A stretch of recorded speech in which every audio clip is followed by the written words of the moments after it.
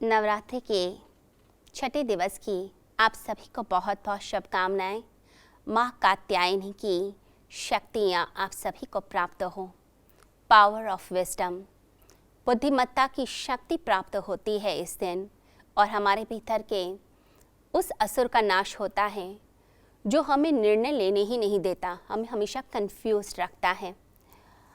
काव्य गोत्र के ऋषि कात्यायन के यहाँ जन्म लेने के कारण इनका नाम कात्यायनी पड़ा।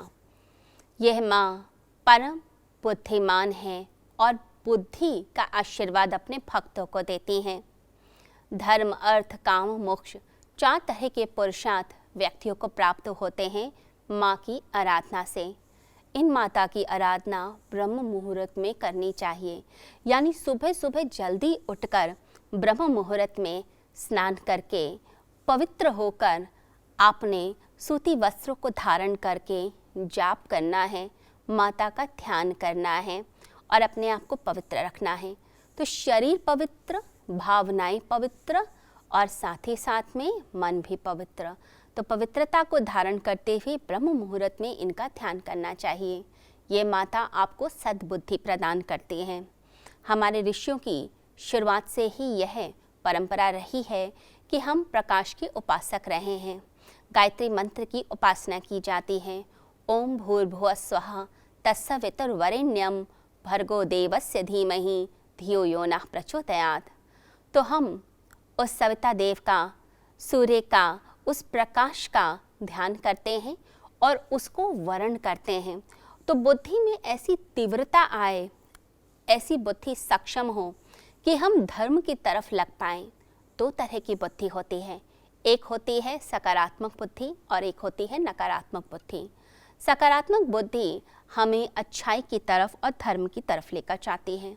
जो नेगेटिव बुद्धि होती है वो हमें चोरी की तरफ, क्रोध की तरफ, ईर्ष्या की तरफ, दूसरे का कुछ बुरा कर देना, ऐसी चालाकी कर देना कि अपने पास तो धन आ जाए और दूसरे के पास तो कुछ बचे ही ना, तो ये नेगेटिव बुद्धि होती है। तो हम ऐसी बुद्धि का चुनाव करें जो बुद्धि हमेशा हमारा और दूसरे का कल्याण करें। तो हमारे देश की संस्कृति और सभ्यता हमेशा हमें ये सिखाती है कि हमें अपना कल्याण तो करना ही करना है, परंतु जगत का भी कल्याण करना है। खुद ही नहीं सब कुछ खा लेना, हमें बांट के खाने की आदत बनानी है। ये जो बांट के खाने की आदत है, यही मानवता की सेवा है और यही सही बुद्धि कहलाती है, यही ऋतंभरा बुद्धि कहलाती है। तो जो ऋतंभरा बुद्धि है, जो हाईएस्ट इंटेलेक्ट है, जिसके लिए योगी जन प्रार्थना करते हैं, भगवान की उपासना करते हैं, यह बुद्धि वह है जिसमें हम अपना भी लोक परलोक सुधारते हैं और दूसरों के लिए भी हम कार्य करते हैं।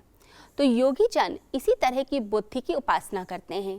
गीता में भगवान श्री कृष्ण ने स्थित प्रज्ञ की चर्चा की है। स्थित प्रज्ञ यानी ऐसा व्यक्ति जिसकी बुद्धि तो बहुत तेज है, परंतु वह बुद्धि स्थिर है, वह बुद्धि चंचल नहीं है, वह बुद्धि कुटिल नहीं है, वो सद्बुद्धि है। वो ऐसी बुद्धि है जिससे ज़्यादा से ज़्यादा लोगों का भला होता है। जब एक साइंटिस्ट रिसर्च करता है तो उसकी रिसर्च का परिणाम क्या होता है? उसकी रिसर्च से लोगों का भला होता है। जैसे कोविड के टाइम पे कोविड वैक्सीन बनी, तो यह एक पॉजिटिव बुद्धि का नतीजा है जिसके कारण लोगों का लाभ होता है। तो जो रिसर्च की जाती है उस रिसर्च का लाभ लोगों के कल्याण के लिए हो, ना कि किसी व्यक्ति का बुरा हो जाए। जैसे कई लोग गलत ढंग से चलते हैं, हमने देखा हिरोशिमा, नागासाकी के ऊपर अटैक हुए, ये नेगेटिव बुद्धि का नतीजा है जिससे करोड़ों करोड़ों लोग मरे और साथ ही साथ आगे की पीढ़ियों तक भी उसका असर गया।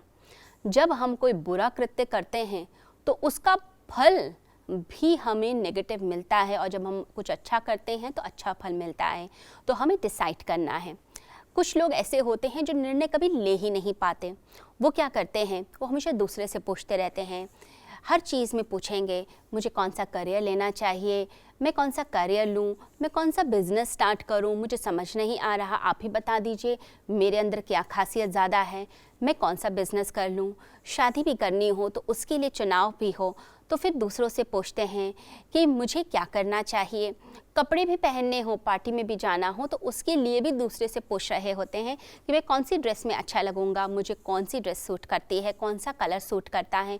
तो ये जो हमारे अंदर अनिर्णय की पावर है जो हमें नीचे गिराती है, उससे हमें ऊपर निकलना है, हमें उसका नाश करना है और अपने भीतर बुद्धिमत्ता का विकास करना है, यानी पावर ऑफ विजडम को लेकर आना है। ये जो पावर ऑफ विजडम है ये हमारे अंदर एक तरह का कॉन्फिडेंस लेकर आती है। कुछ लोगों में बिल्कुल कॉन्फिडेंस नहीं होता, थ्योरी में अच्छे होते हैं लेकिन वाइवा में, प्रैक्टिकल में बिल्कुल फेल हो जाते हैं। इसलिए वह टॉपर होके भी जब जॉब के लिए जाते हैं तो जॉब नहीं मिल पाती हैं। कुछ लोग एवरेज होते हैं लेकिन अपनी बात ठीक से समझा पाते हैं और उनको मिल जाती है, यानी कि कॉन्फिडेंस ज़्यादा होता है। जब हम कॉन्फिडेंस रखते हैं, अपने निर्णय पे अडिग रहते हैं तो सफलता आसानी से मिलती है। ये जो बुद्धिमत्ता की पावर है इसको हमें अपने अंदर बढ़ाना है। हर चीज़ दूसरे से पूछ के नहीं चलनी। याद रखिए, हमारे हर कर्म का असर हमारे भाग्य पे होगा, यानी वो हमारा भाग्य बना रहा है।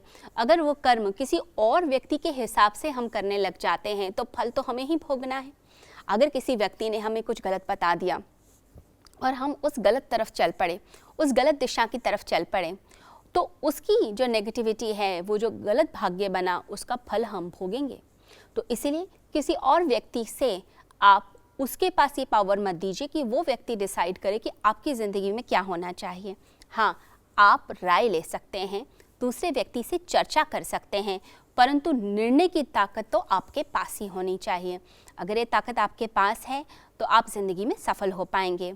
कहते हैं कि एक व्यक्ति ने तीर्थ यात्रा में जाने से पहले अपने 3 बेटों को कुछ कुछ बीज दिए और कहा, ये 3 पोटली दे रहा हूँ और ध्यान से तुम रखना। पहले बेटे को पोटली दी बीजों की, दूसरे को बीजों की पोटली दी और तीसरे को भी पोटली दी और वो तीर्थ यात्रा में चला गया और कहा, ये बीज मुझे वापस कर देना। अब पहले बेटे ने तिजोरी में रख दी, दूसरे बेटे ने उसको बेच दिया और तीसरे ने भी कुछ करा। अब जब तीर्थ यात्रा से वह वापस आया 1 साल के बाद, तो पहले बेटे से मांगा तो पहले बेटे ने बीज की पोटली दी। जैसे ही उसे खोल के देखा, सारे बीज सड़ चुके थे। दूसरे ने पूछा तो दूसरे ने क्या कहा कि मैंने बेच दिया, अब आपको चाहिए तो मैं खरीद के ला सकता हूँ, उतने के उतने बीज आपको मिल जाएंगे। तीसरे बेटे से उसने पूछा कि बीज कहाँ है, तो वह अपने फादर को, अपने बाप को अपने घर के पीछे ले गया जहाँ खेत थे और दूर से वो फसल दिखाई जो उन बीजों के द्वारा वह फसल पैदा हुई थी।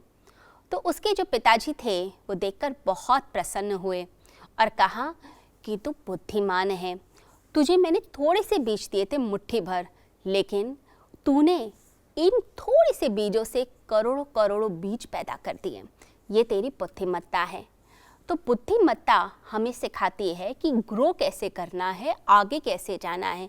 कुछ लोग माँ बाप के धन का नाश कर देते हैं, कुछ लोग ऐसे होते हैं जो थोड़े से धन को इतना मल्टीप्लाई करते हैं कि उसके बाद अपने पिता से भी आगे जाके वो और भी ज़्यादा धनी हो जाते हैं। तो हमारी बुद्धि अगर पॉजिटिव दिशा की तरफ चले, अगर हम सही सूझ वाले होते हैं तो हम ज़्यादा तरक्की करते हैं। तो आज के दिन हम माता के इस कात्यायनी रूप का ध्यान करें, उनका दर्शन करें और उनसे बुद्धि की कामना करें कि हे माँ, हमें ऐसी बुद्धि दीजिए जिस बुद्धि से हमारा कल्याण ही कल्याण हो। सर्व मंगल मांगले शिवे सर्वार्थ साधिके शरण्ये त्र्यंबके गौरी नारायणी नमोस्तुते। जय माता दी।